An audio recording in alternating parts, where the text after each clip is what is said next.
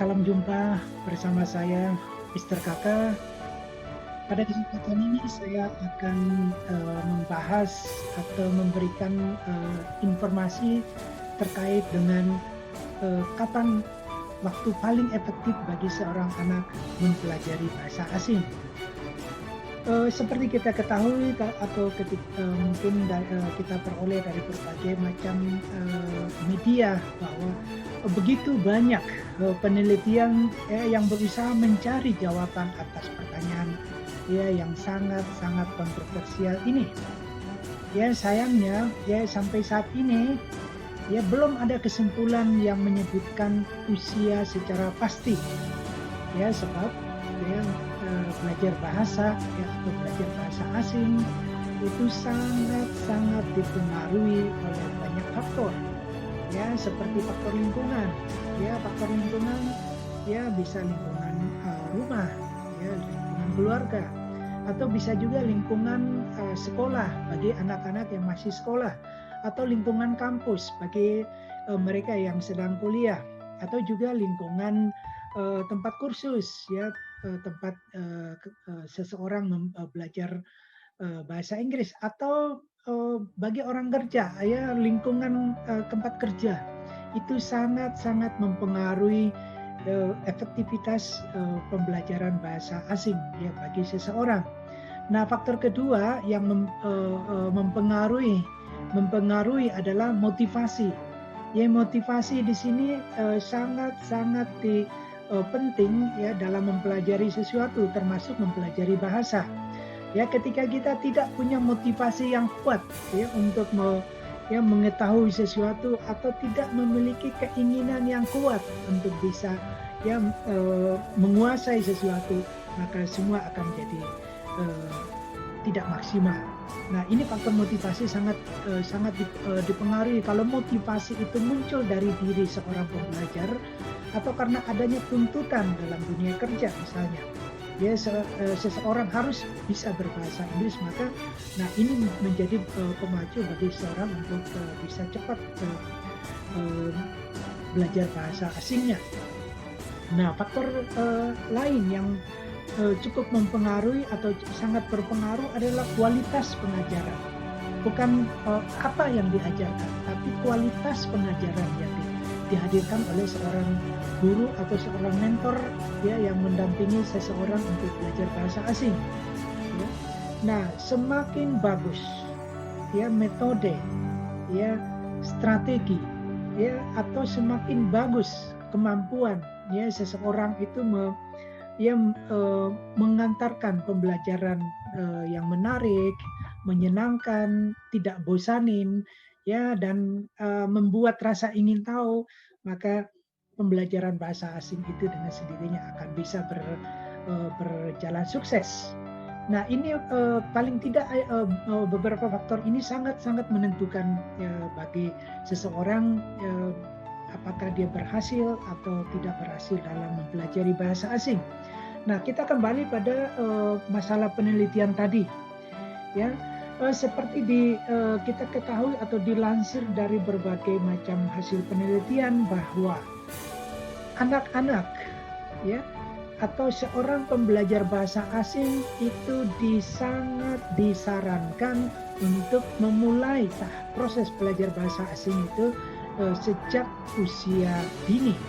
Nah, ini hasil yang ditemukan di berbagai macam penelitian, bahwa pembelajaran bahasa asing itu sebaiknya dimulai sejak usia dini.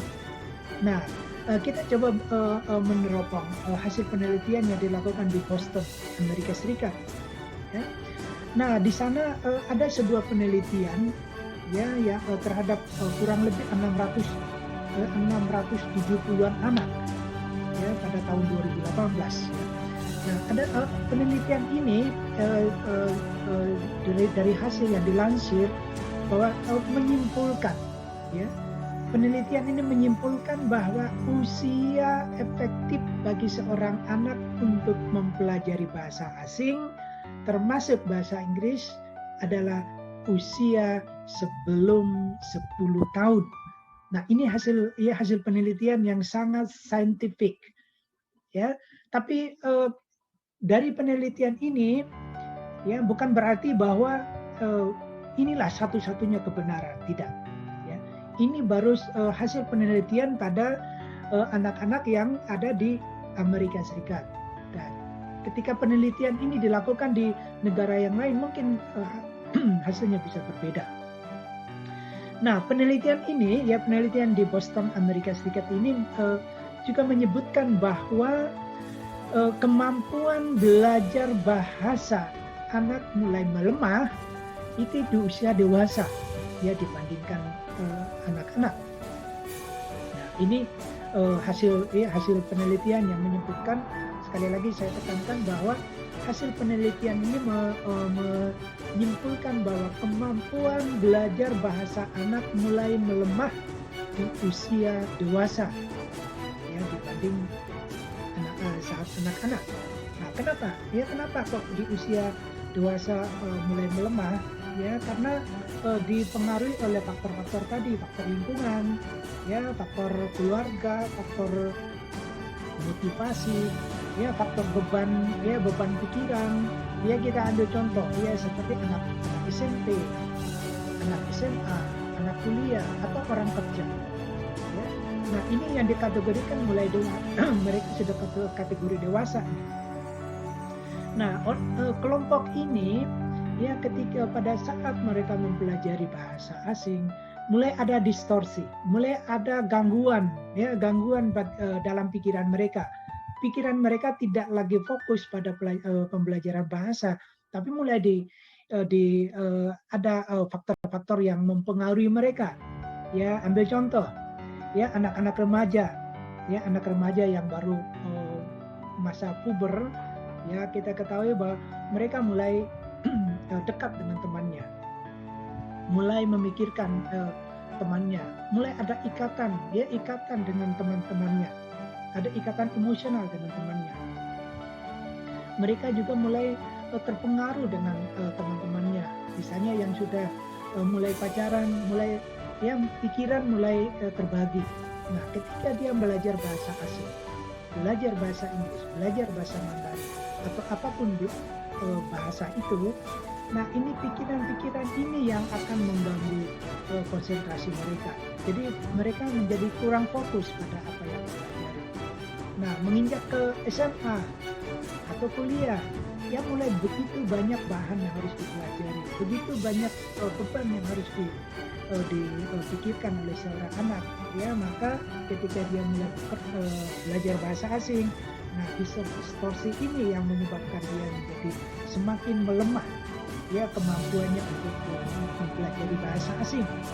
Nah, atau juga ketika orang yang sudah bekerja, ya, di satu sisi, ya, ada keinginan yang kuat untuk belajar bahasa asing, ada keinginan kuat untuk belajar bahasa Inggris, tapi di sisi yang lain ada tuntutan pekerjaan, ada tuntutan deadline, ada tuntutan tugas-tugas yang harus diselesaikan. Nah, ini semua faktor-faktor ini akan mempengaruhi seseorang dalam kemampuan dia dalam menyerap bahasa asing itu sendiri. Maka dengan demikian sangat disarankan berdasarkan penelitian di Boston tadi bahwa seorang anak itu memang sebaiknya, ya, diperkuat kemampuan bahasanya sejak dini, ya. Oke, kita ambil contoh lain, ya, atau pendapat lain. Ya, ada Joshua Hartshorne, ya, seorang asisten profesor, ya, bidang psikologi dari Boston College, ya, yang menulis, ya, di dalam penelitian dia bahwa dia mengatakan bahwa otak dapat menyerap bahasa asing, ya, dapat menyerap bahasa asing secara maksimal justru di usia belia. Nah, ini, ya, yang perlu kita cermati benar, yang perlu kita pahami benar, ya, dari hasil kajian, hasil penelitian dari seorang psikolog dari Boston College. Ya, dia mengatakan bahwa otak dapat menyerap bahasa asing secara maksimal justru terjadi di usia belia. inilah mengapa ya orang dewasa lebih sulit belajar bahasa dibandingkan dengan anak-anak. Nah ini yang disampaikan beliau ya dalam dari hasil penelitiannya. Nah untuk menambah wawasan kita, saya juga coba mengambil satu kesaksian dari ya seorang pengajar di Inggris, ya seorang pengajar bahasa Prancis dan bahasa Inggris, ya namanya Elizabeth Ellen, ya. Dia pun mengatakan berdasarkan pengalamannya sebagai seorang guru bahasa. Nah, ini perlu dicatat ya. Ini kesaksian langsung ya dari seorang pengajar bahasa yang memang tiap hari belajar ya atau mengajari anak-anak tentang bahasa. Ya. Nah, beliau mengatakan ya atau menggarisbawahi bahwa usia paling ideal bagi anak belajar bahasa asing adalah usia 3 tahun. Ini lebih luar biasa. Ya lebih luar biasa lagi. Ya kalau yang tadi penelitian di Amerika mengatakan bahwa usia sebelum 11 tahun. Nah, beliau mengatakan bahwa usia 3 tahun. Nah, kalau di sistem pendidikan kita itu pada usia toddler, ya, usia toddler, ya, atau KB, ya, kelompok bermain. Nah, ini ya menurut beliau, menurut pengalaman beliau bahwa inilah usia yang paling baik, ya, bagi seorang anak untuk mulai belajar bahasa asing. Nah, ini perlu menjadi pertimbangan bagi orang tua ya dan para pembelajar sekalian ya, secara khusus bagi orang tua bahwa sangat dianjurkan, sangat direkomendasikan agar anak kita ya mulai diperkenalkan dengan bahasa asing atau mulai diajarkan dengan bahasa asing di usia paling muda. Nah, ini tentu sangat baik bagi kita ya khususnya orang tua untuk benar-benar memperhatikan ini karena selain Elizabeth tadi ya dari Inggris, ya saya sendiri ya saya punya pengalaman mengajar bahasa Inggris kepada anak-anak mulai dari tingkat taman kanak-kanak ya sampai orang kerja. Ya saya mengajar bahasa Inggris ya bahwa ketika saya membandingkan ya pada saat saya memberikan kursus bahasa Inggris kepada mereka, nah kecepatan menangkap mereka, kecepatan menduplikasi mereka, kecepatan anak untuk menguasai bahasa itu sangat tinggi di usia anak SD ke bawah. Nah, ketika anak-anak itu masih SD, ya taruhlah anak SD kelas 3 ke bawah itu mereka usia emas. Itu the golden age ya bagi seorang anak untuk mempelajari bahasa asing. Nah, ini sejalan dengan kesimpulan yang ditemukan di negara-negara lain. Nah, kita di Indonesia juga hal yang sama terjadi. Ya, jadi memang saya sangat menganjurkan bagi Bapak Ibu ya saudara-saudari semua yang punya anak, saudara atau punya teman yang ingin belajar bahasa asing itu sebaiknya dimulai di usia paling dini ya usia TK ya SD TK SD adalah masa-masa yang paling baik bagi mereka untuk menanamkan ya pengetahuan dan keterampilan bahasa bagi mereka secara sangat baik dan secara cepat ya. Nah, itu beberapa kesaksian yang perlu menjadi perhatian kita bagi Bapak Ibu, saudara-saudari sekalian. Ini informasi yang saya rasa sangat baik bagi kalian semua untuk punya acuan. Kapan sih harus memulai pembelajaran bahasa asing bagi anak-anak Anda? Ya. Nah, kebetulan ya saya juga sebagai seorang pengajar bahasa asing ya memiliki pengalaman yang sama ya bahwa usia ya dini itulah usia emas bagi anak untuk mempelajari bahasa asing.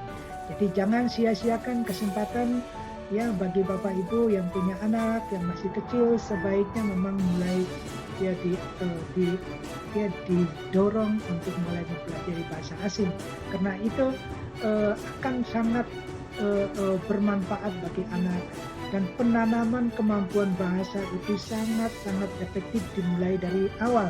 Nah, ketika anak sudah mulai paham tentang bahasa itu ya di usia-usia dini, maka nanti pada tahap berikutnya ya dia akan makin mudah dalam meningkatkan kemampuan bahasa asingnya.